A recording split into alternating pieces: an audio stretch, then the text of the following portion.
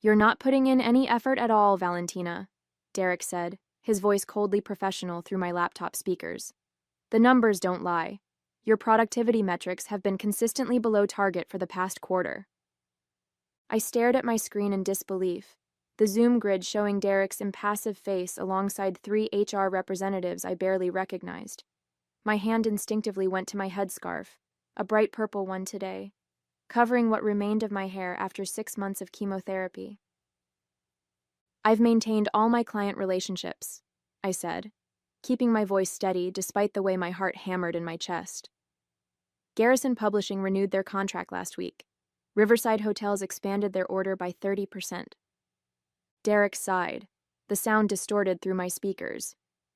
"Relationship management isn't enough. We need people who can drive quantifiable growth.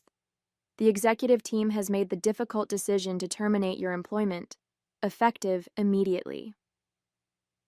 My name is Valentina Sokolov, 42 years old, marketing director for Pinnacle Hospitality Group, or at least I was until this moment.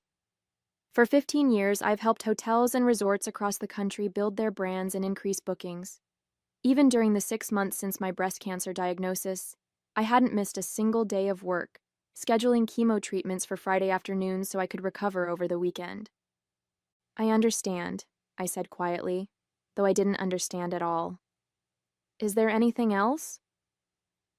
The HR representative, Jocelyn, stepped in with practiced efficiency. "We'll send your final paycheck next Friday, along with information about continuing your health insurance. Your company laptop and phone will be remotely deactivated at the end of this call. Please mail them back within 5 business days." I nodded, thinking of my 2 children who would be home from school soon. How would I tell them? How would my husband and I manage the medical bills without my insurance? "Thank you for the opportunity," I said automatically, years of professionalism taking over where emotion threatened to break through. "I wish you all the best." As I clicked the Leave Meeting button, a notification popped up on my screen, an email from Anthony Werner, CEO of one of our largest hotel clients. "Looking forward to our strategy session next week. Your insights have been invaluable during our rebrand." They didn't know. My clients hadn't been informed I was being let go. As I closed my laptop, my phone buzzed with a text from Kayla, my colleague and closest friend at Pinnacle. "Call me now." When I did, her voice was tight with anger. "They just announced your termination in the all-hands meeting. Derek said you'd been underperforming for months, and that they couldn't carry dead weight during a growth phase. Val, it was brutal." I felt suddenly cold. This wasn't just a termination. It was character assassination, and I had a sinking feeling that the worst was yet to come. My journey with Pinnacle Hospitality Group began 15 years ago when I joined as a marketing coordinator fresh out of graduate school. The company was small then, just 20 employees helping independent hotels compete with major chains. I grew alongside Pinnacle, eventually leading a team of 10 and managing our highest value client relationships. Under Leonard, the previous marketing director who became my mentor, I thrived.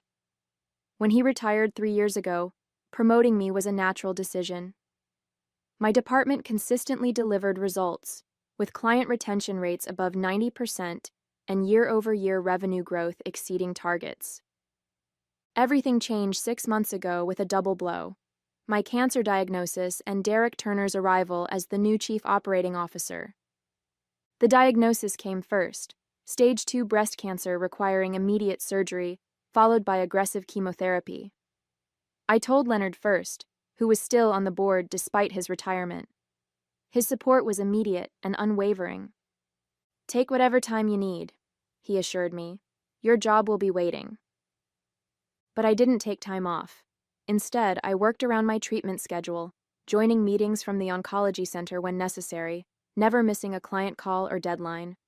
My team stepped up magnificently, covering for me on days when the fatigue was overwhelming, but I remained firmly at the helm. 2 months into my treatment, Derek joined Pinnacle, brought in by investors to optimize operations ahead of a potential acquisition. In his early 40s with an MBA from an elite school, Derek introduced new performance tracking systems and productivity metrics. Initially, I welcomed the structure, believing it would highlight my department's strengths. The first warning sign came during a leadership meeting when Derek questioned my decision to assign our newest client to Jamie, my most experienced team member. Jamie's metrics are below average, he pointed out, gesturing to a dashboard I'd never seen before. Wouldn't Tasha be a better fit? Her numbers are significantly higher. I explained that metrics didn't capture Jamie's relationship-building skills, which were exactly what this particular client needed. Derek nodded, but I caught a flash of irritation in his eyes. Similar moments followed. Derek began excluding me from strategic discussions. My input in meetings was increasingly dismissed or interrupted. The metrics he emphasized seemed strangely designed to minimize my team's accomplishments while highlighting our few shortcomings. Despite this, I trusted the system. I believed that 15 years of demonstrated value couldn't be erased by a few months of new metrics, especially given my health circumstances. I documented everything: my projects, client interactions, team leadership, partly from habit and partly from a growing, unacknowledged sense that I might someday need to prove my worth. I never imagined that day would come so soon, or so brutally. The morning after my termination, I woke early, my body still programmed to its work schedule despite everything. Beside me, my husband David slept soundly, exhausted after our late-night conversation about finances and health insurance options. I slipped out of bed, made coffee, and opened my personal laptop. First, I needed to understand the extent of the damage. I logged into my LinkedIn account to update my profile and found 3 messages from clients who had somehow already heard about my departure. Their confusion was evident.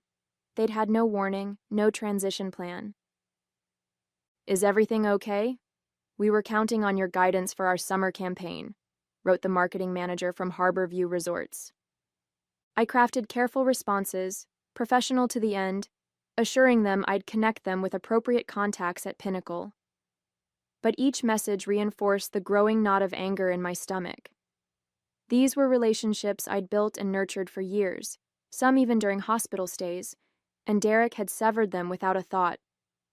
As I scrolled through my emails, I found a message from Leonard, time-stamped 1:23 a.m. "Just heard the news. Call me. We need to talk." When I reached him an hour later, his normally calm voice was tight with controlled fury. "This is unconscionable, Valentina. The board wasn't consulted about your termination. Derek presented it as a done deal during yesterday's executive briefing." "Can they do that?" I asked. "Fire a director without board approval?" "Technically, yes. Derek has hiring and firing authority, but it's a terrible decision, and the way he's handling it is even worse." Leonard paused. "He's presenting your medical leave as absenteeism." "Medical leave?" "I never took leave," I protested. "I worked through every treatment." "I know, but Derek's telling a different story. According to him, your performance has been suffering for months because you've been distracted by personal issues." The injustice of it stole my breath. I had meticulously documented every project, every client interaction, precisely to prevent this kind of misrepresentation. Even on my worst days, when the chemo left me nauseated and exhausted, I'd maintained my responsibilities. "There's more," Leonard continued heavily. "There's going to be a restructuring of the marketing department. Derek's bringing in someone from his previous company to replace you. Based on the timeline, this has been planned for weeks." The realization hit me like physical pain. I hadn't been fired for performance issues. Those were just the excuse. Derek had wanted me gone from the beginning, had likely been building a case against me while I was fighting for my life. "What can I do?" I asked, hating the helplessness in my voice. "For now, focus on your health and family," Leonard advised. "But document everything. Your accomplishments, the timing of your termination relative to your treatment, any communications that contradict Derek's claims." After we hung up, I sat motionless at my kitchen table, watching the morning sunlight creep across the floor. I had given Pinnacle 15 years of my life, had worked through cancer treatment without complaint, and in return, I'd been discarded with a lie. For the first time since my diagnosis, I allowed myself to cry, not from sadness, but from pure, clarifying anger. By the following week, the reality of my situation had crystallized into something harder and clearer. My final paycheck had arrived, along with COBRA paperwork outlining the exorbitant cost of maintaining my health insurance, nearly $2,000 per month for my family. My next oncology appointment was in 2 weeks, with another round of maintenance therapy scheduled. I couldn't afford to lose coverage. "We'll figure it out," David assured me, though the worry lines around his eyes had deepened. As a high school art teacher, his salary alone couldn't sustain our family and cover my medical expenses. I began applying for positions immediately, leveraging my industry contacts. Several interviews were quickly arranged. My reputation in hospitality marketing remained strong despite Derek's attempts to undermine it. But each conversation stalled when I disclosed my health situation. No one explicitly mentioned my cancer as an issue, but follow-up calls mysteriously never came. Meanwhile, my former clients continued reaching out, confused about why they'd been reassigned without warning. I maintained professionalism, never disparaging Pinnacle, but the pattern was clear. Relationships I'd carefully built were being damaged by Derek's abrupt transition process. After a particularly frustrating day of interviews, I received a call from Jasmine Davis, my former assistant at Pinnacle. "Val, I shouldn't be telling you this, but they're dismantling everything you built," she whispered, clearly calling from somewhere private. "Derek's new director is eliminating all our customized client approaches. They're implementing a standardized service model regardless of client needs." "That won't work," I said automatically. "The boutique properties need completely different strategies from the resort chains." "We know that. The team knows that. But Derek insists this is more efficient." I could hear the air quotes in her voice. "Clients are already pushing back. Garrison is threatening to walk." Garrison Publishing was Pinnacle's oldest client, accounting for nearly 15% of the company's revenue. Their boutique literary-themed hotels required highly specialized marketing approaches I had personally developed. "Has anyone shown Derek the retention numbers, the client satisfaction scores?" I asked. "He doesn't care about those metrics. He only looks at cost per acquisition and marketing spend ratios." Jasmine paused. "There's something else. HR is asking questions about your treatment schedule, whether you ever worked during medical appointments. They're building some kind of case retroactively." Cold anger settled in my chest. They weren't just replacing me, they were trying to justify my termination after the fact by painting me as someone who'd abused company time. The next day, I received a certified letter from Pinnacle's legal department alleging I had violated company policy by conducting personal business during work hours, specifically, attending medical appointments while logged in as working. They were demanding repayment of salary for those hours, threatening legal action if I didn't comply. It was breathtakingly vindictive, and strategically timed when I was most financially vulnerable. I called Leonard immediately. "They're trying to make me pay back wages for working during chemo. Can they do this?" His response was measured but firm. "They're bluffing, trying to intimidate you. Don't respond yet. I'm meeting with several board members tomorrow who weren't aware of the full circumstances of your termination. This could change things." Hope flickered briefly, but experience had taught me not to count on corporate decency. Instead, I turned to what I could control. I spent the evening organizing my extensive documentation, performance reviews, client testimonials, project results, and detailed logs of my work during treatment.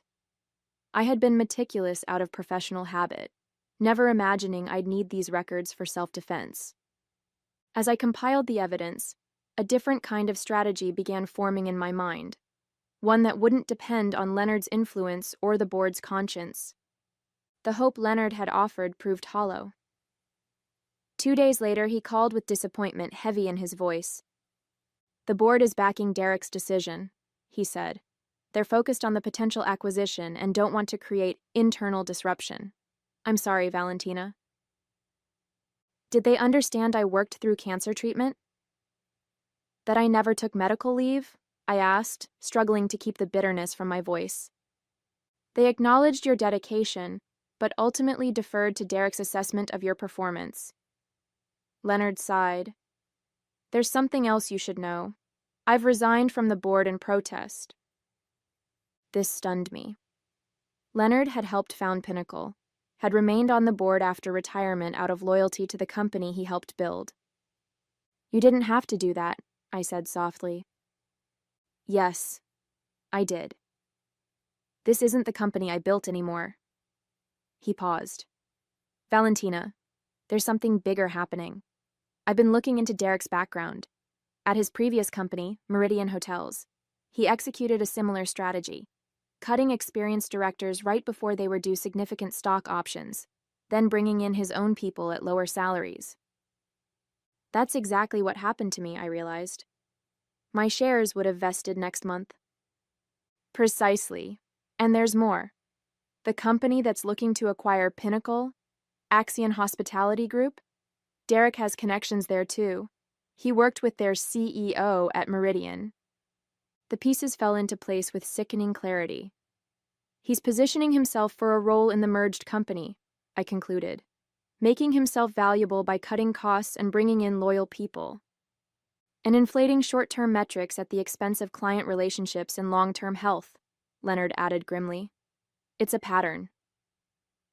After we hung up, I sat at my kitchen table surrounded by the evidence of my contributions to Pinnacle, printouts of performance reports, client testimonials, and project successes, all meaningless now in the face of corporate calculation. That evening, as David and the kids slept, I received an unexpected email from Kayla containing a forwarded message from Derek to the marketing team. As we implement our standardized approach, I expect resistance from legacy clients. This is normal and should not cause concern. Those unwilling to adapt to our more efficient model may not be the right fit for Pinnacle's future. Consider this an opportunity to identify which client relationships truly drive value versus those maintained out of historical inertia. Attached was a spreadsheet categorizing clients into retain and expendable columns. Garrison Publishing, despite its significant revenue contribution, was labeled expendable, presumably because they required customized services that didn't fit Derek's standardized approach. I felt a surge of protectiveness for these clients, many of whom I'd worked with for years, whose businesses depended on effective marketing in a competitive industry. Derek was willing to sacrifice them for short-term metrics that would make the company look attractive to acquirers. Then I noticed something else in the email thread, a message to Pinnacle's investors explaining the strategic workforce optimization that included my termination. Derek had blatantly misrepresented my performance and contribution, claiming the marketing department had been underperforming for years, despite documentation showing consistently exceeded targets under my leadership. The investors, who controlled Pinnacle's fate, were making decisions based on distorted information. In that moment, something shifted inside me. This wasn't just about my unfair termination anymore. It was about the deliberate dismantling of a company I'd helped build, the callous disregard for clients who trusted us, and the manipulation of people who deserved the truth. I opened my laptop and began a new document, titled simply, The Complete Record. It was time to provide some desperately needed transparency. By dawn, I had compiled a comprehensive dossier that told the true story of Pinnacle's marketing department, complete with performance data, client retention statistics, revenue growth figures, and testimonials. I included a timeline of my cancer treatment alongside documentation of projects completed during that period, presenting the facts without commentary. The evidence spoke for itself. The question was, what to do with it? I considered my options carefully. A wrongful termination lawsuit might eventually yield results, but litigation would be lengthy and expensive, luxuries I couldn't afford while managing cancer treatment. Going to the press risked appearing vindictive and could harm the company's innocent employees. I needed a direct line to those with immediate power to address the situation, Pinnacle's investors. Through my years at the company, I had occasionally interacted with representatives from the 3 major investment firms that backed Pinnacle. I had their contact information, but using it would be crossing a line that couldn't be uncrossed. As I deliberated, another email arrived from Jasmine. It's getting worse. Derek just fired Jamie for insubordination after she questioned the new approach with Garrison. They're talking about leaving. 3 other clients, too. Jamie had been with Pinnacle for 12 years. She had 2 kids in college. My decision crystallized.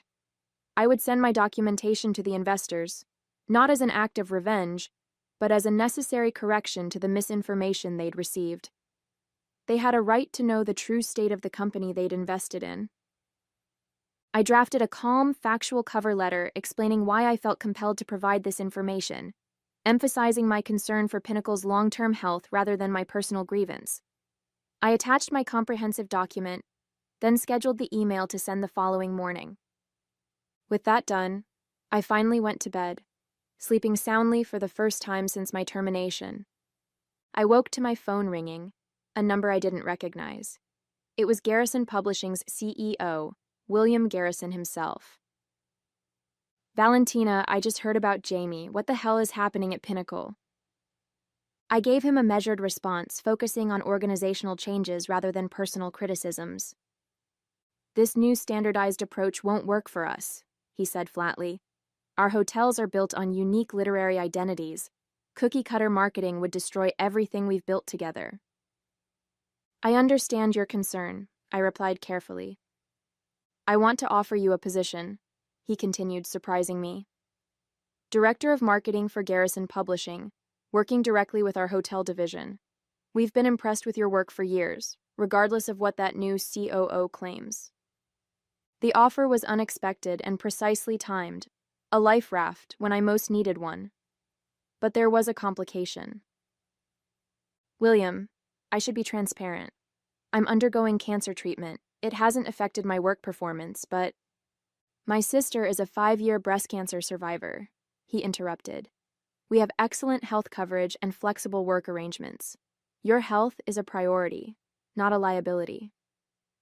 Tears pricked my eyes at this simple acknowledgement of my humanity.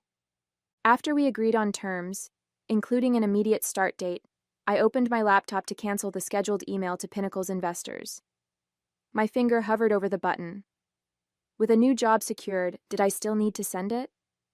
As I contemplated, a final email from Kayla arrived. "Derek just announced a company-wide salary reduction to improve our acquisition profile. Meanwhile, he's getting a retention bonus. People are panicking." I closed the cancellation window. The investors still needed to see the truth, not for my sake now, but for everyone else at Pinnacle who couldn't speak up. The email would send as scheduled, and whatever happened next would be the natural consequence of truth finally entering the conversation. At precisely 9 a.m., my email and its comprehensive attachments arrived in the inboxes of Pinnacle's 3 major investors. I had included everything: performance data showing the marketing department's consistent overachievement under my leadership, client testimonials specifically praising my work during my illness, medical documentation confirming I had worked through treatment, and the recent communications revealing Derek's misrepresentations and strategic dismantling of client relationships. The response was swift and seismic. By 10:30 a.m., Leonard called.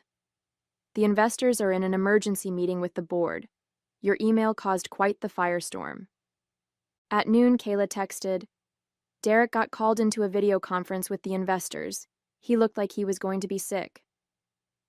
By 3 p.m., William Garrison, now my new employer, forwarded me an email he had received from Pinnacle's lead investor, requesting an urgent discussion about Garrison Publishing's relationship with the company. Similar emails had apparently gone out to all major clients. "They're in damage control mode," William commented. Too late, in my opinion. At 5:15 p.m., a formal email arrived from Eleanor Winters, the managing partner of Pinnacle's largest investment firm. "Ms. Sokolov, thank you for bringing these matters to our attention. We take the issues you've raised extremely seriously and have initiated an immediate review. I would appreciate the opportunity to speak with you directly. Please contact my assistant to arrange a time." I scheduled the call for the following morning, then turned my attention to preparing for my new position at Garrison. Whatever happened at Pinnacle now would happen without my direct involvement. The truth was in the right hands. That evening, as my family celebrated my new job over dinner, my phone buzzed with a Pinnacle company-wide email that had been forwarded by multiple former colleagues. Effective immediately, Derek Turner is no longer with Pinnacle Hospitality Group. Further organizational announcements will follow. Please direct any client concerns to your department director. The message was brief, corporate, and absolutely devastating in its implications. Truth, it seemed, still had power after all. 3 months later, I sat in my new office at Garrison Publishing, reviewing the marketing strategy for their upcoming literary-themed resort in Santa Fe. My health had improved significantly. The maintenance therapy was working, and my oncologist was optimistic about my prognosis. Pinnacle's story had continued to unfold without me, though I heard the details through various channels. The investors had installed an interim management team and halted the acquisition talks with Axion. An internal investigation had revealed that Derek's optimization strategy had been specifically designed to inflate short-term metrics at the expense of long-term client relationships, precisely to make the company attractive for acquisition. Several fired employees, including Jamie, had been reinstated with back pay. The standardized marketing approach had been abandoned in favor of the customized client strategies I had developed. The company was slowly rebuilding the trust that had been damaged during Derek's brief but destructive tenure. As for Derek, I heard he had left the state, his reputation in the hospitality industry irrevocably tarnished. The vindication should have felt sweeter, but mostly I felt relief that the harm he'd caused was being repaired. Eleanor Winters, the investment firm partner, had offered me a formal apology, and even suggested I return to Pinnacle in an executive role. I had declined politely, having found something better at Garrison, a company that valued not just my professional contributions but my humanity as well. My phone buzzed with a text from David. "Don't forget, dinner with the kids at 6:30, celebrating your last treatment." I smiled, gathering my things to head home early. Tomorrow would bring new challenges, a major campaign launch, a potential expansion of Garrison's literary hotel concept to international markets, and a full life beyond cancer and corporate politics. The past couldn't be changed, but it had led me here, to a place where my work was valued, my health was prioritized, and the future held promise rather than threat. Sometimes the best revenge isn't about getting even. It's about getting free.